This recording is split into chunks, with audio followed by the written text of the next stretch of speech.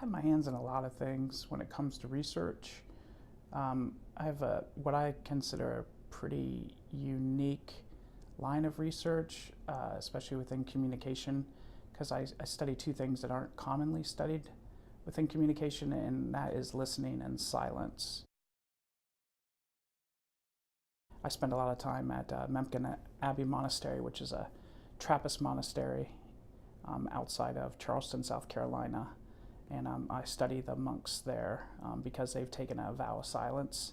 Just kind of learn about how they end up relating with each other and the surrounding community when so much of their life is held in silence. And so what does that mean to communicate silence, and what happens when silence is occurring and all that. And then listening, because I don't think we listen very well in our culture. So but I think when you think about communication and you look at it through the lens of negotiated meaning,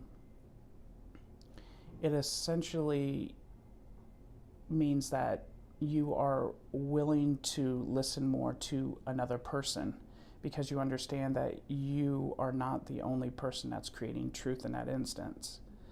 And when you stop to listen, that negotiated meaning ends. Because why would I need to listen to someone else if there's no negotiation to take place? Because I already have all the answers. You're the one that needs to listen to me. And that seems to be exactly the problem in our culture today, is that we're not doing that. We're not listening to each other. We're not negotiating meanings for anything. I mean, when you talk about a negotiation, implicit within that word negotiation is, within its meaning, is this idea that we have to work together. And that necessarily means that you might have to give up something that you want, but in turn, I also have to give up something that I want. And that's what we do when we listen also. I have taught the junior seminar, I've taught intro to research, I've taught persuasion, I've taught honors class. So I consider myself a generalist.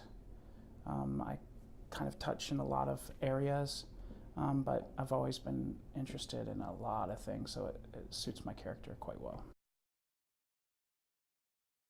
I like my classroom to be like a graduate seminar.